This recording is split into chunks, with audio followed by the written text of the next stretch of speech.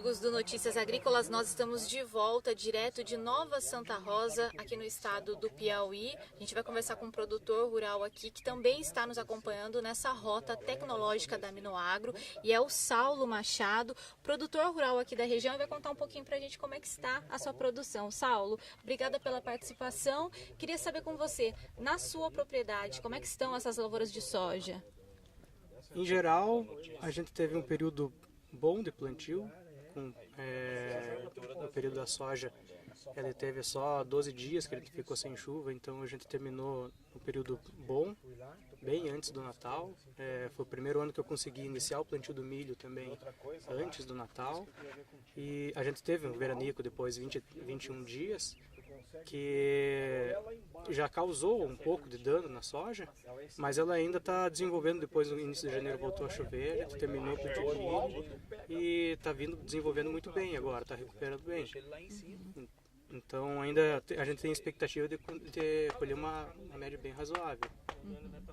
Pelo menos aí, acho que ao redor de uns 50 sacos a gente consegue. Ô Saulo, e lá na sua propriedade as lavouras estão começando a florar nesse instante?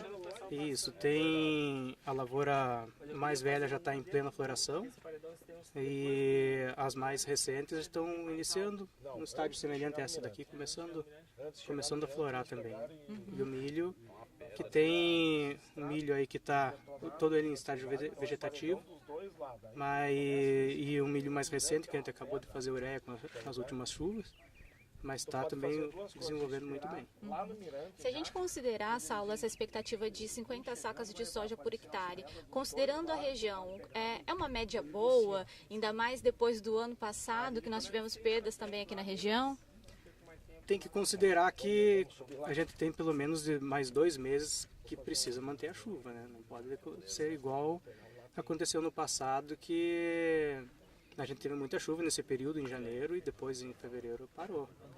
Então, para manter e poder alcançar, existe a possibilidade de conseguir mais, mas a gente já trabalha com uma média um pouquinho mais baixa, para ficar mais com o pé no chão e aguardar que realmente se mantenham essas chuvas e que a gente possa ter, às vezes, um ganho um pouco maior do que isso, né? Agora, em relação também à sanidade das lavouras, algum problema, alguma coisa que te preocupe nesse instante em relação à cultura da soja, Saulo? Acho que no manejo que a gente está fazendo, a gente vem aprendendo ao longo dos anos em fazer um manejo enquanto a doença mais preventivo, pragas também, então a gente tem monitorado bem. Mas vendo o giro que a gente deu, a gente passou por lavouras com um ciclo mais avançado, acredito que a gente está vendo uma presença grande de mosca branca nas outras lavouras. Então é algo que a gente já vê para poder cuidar melhor aqui e já se prevenir para, às vezes, essa vai ser uma praga que vai incomodar mais para nós esse ano.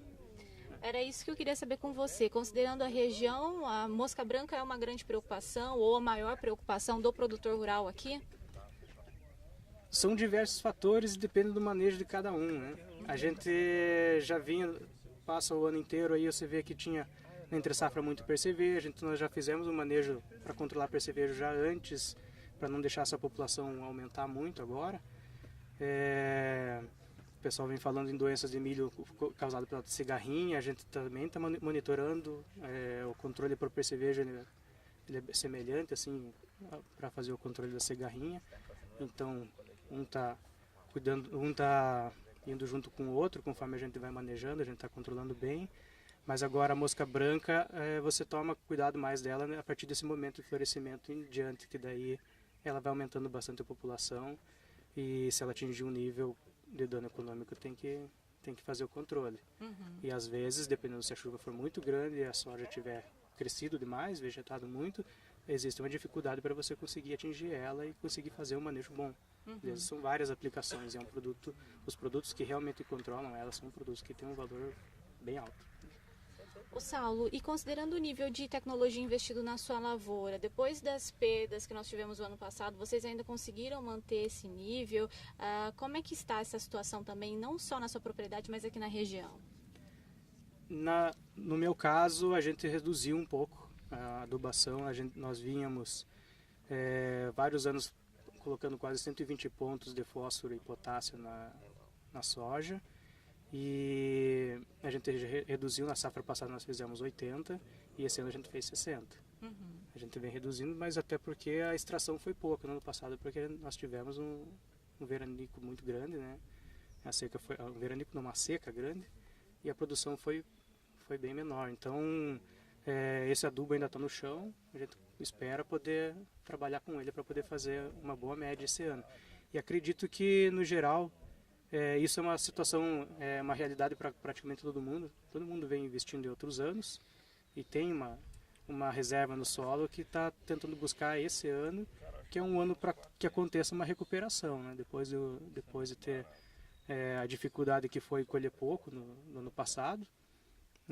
Daí desse ano agora esperar recuperar, colher um ano bom, não fazendo um investimento tão alto, esperar extrair um pouco daquela carga que foi feita, aquela reserva que foi colocada nos outros anos, e só esperamos aí que o dólar ajude para a gente conseguir ter um preço bom para venda, né?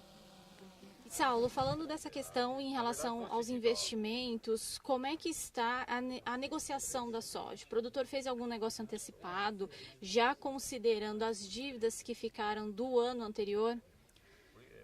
Assim, tem que olhar isso um pouquinho antes, já vendo a safra anterior.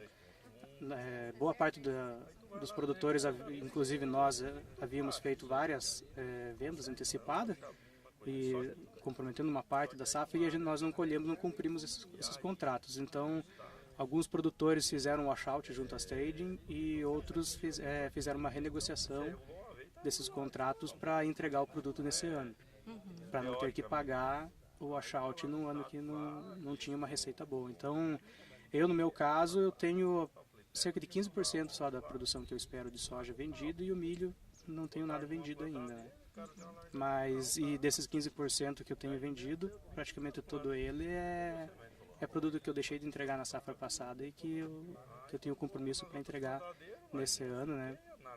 A gente fez um negócio relativamente bom, assim, a gente conseguiu um preço um pouco melhor para trazer para esse ano, mas não é uma situação geral. Teve muitos produtores aí que ficaram com contratos com preço baixo de outro ano, que é o preço que eles vão receber esse ano, assim. Então, acho que é uma situação que tem muito produtor, assim, até pela insegurança, a gente não sabia se o Laninha ia entrar mesmo ou não, se o clima ia normalizar. Muito produtor não efetuou a venda futura com o medo de que essa situação acontecesse novamente, né? Ter que fazer o washout ou então prorrogar o contrato novamente. Saulo, só para a gente finalizar, você está aqui na região, mas a sua família, você também tem propriedades lá no estado do Paraná. Se a gente fizer um comparativo entre o Paraná e aqui a região do Piauí, o que você me destacaria? Enfim, precisamos crescer muito aqui, falta infraestrutura para o produtor rural conseguir trabalhar aqui nessa região? Eu acredito que vem de uma situação cultural diferente. A gente foi criado no meio rural lá no Paraná, a família trabalha com isso, e os governos, acredito que já mais antigamente, já tinham um projeto, um tipo de trabalho diferente. Tinha a Carpa antigamente, Mater, sistema de cooperativismo, que aqui não tem, a gente trabalha meio que por conta, junto com o banco, né? Então você não tem o apoio da cooperativa. Lá no Paraná nós não precisamos fazer o estoque de produtos, a gente tem a facilidade faltou um adubo em alguma lavoura, você tem a facilidade de chegar até a cooperativa, eles têm o estoque lá, eles atendem muitos produtores. Aqui, se você não tem comprado na propriedade e choveu para fazer uma ureia, por exemplo, você não tem como você sair comprando, que vai demorar 10 dias para chegar na sua propriedade. E você vai ter que comprar um volume bem grande para fechar uma carga grande, né? Então você tem que se prevenir, se programar e correr esse risco de ter a produção, né? Os produtos na lavoura para poder atender conforme a demanda vai acontecendo dentro da propriedade. E em relação, você falou, desculpa, eu perdi a outra parte da pergunta. Não, fica tranquilo. Você pode passar essa parte de novo lá. Não vai ficar um take só. Não, fica tranquilo. E destacando também a questão dessa infraestrutura. A gente falando, então, sim, tá certo. Essa é a principal diferença entre Paraná e Piauí nesse instante.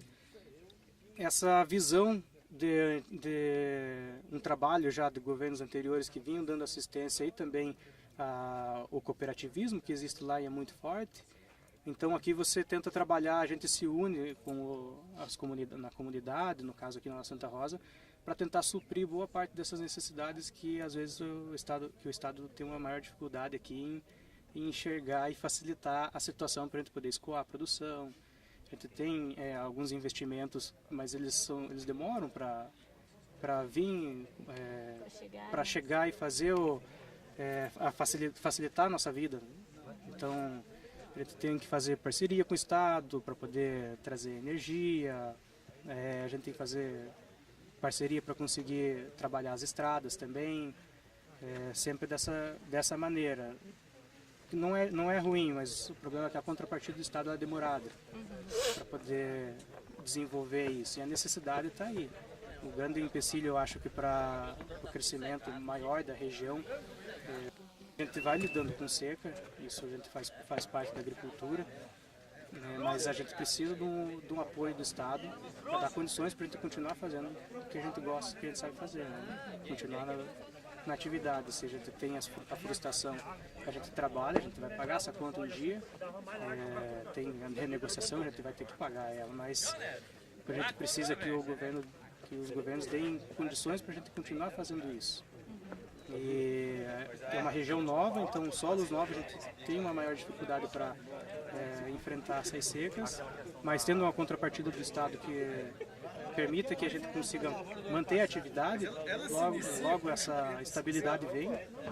E acredito que esse ano, tendo uma safra razoável, que é um ano que era incerto se ia ter laninha ou não, e entrando um regime de chuva melhor, e confirmando que a gente tenha laninha há alguns anos, ou um regime razoável, é perfeitamente possível. Eu acredito que em 2 anos tudo voltar ao normal. Essa safra é mais uma, para a gente voltar a investir mais na propriedade e seguir e tentar melhorar, né? Continuar a atividade bem disposto, né? Não apenas levando pancada e ficar só reclamando. Tá certo, Saulo. Muito obrigada pela participação. Bom, continuamos com esse otimismo também aqui no Piauí por parte do produtor rural em relação a essa produção agora da safra 16-17 e a gente vai seguir acompanhando essas informações. Você continue ligado que a gente volta já já.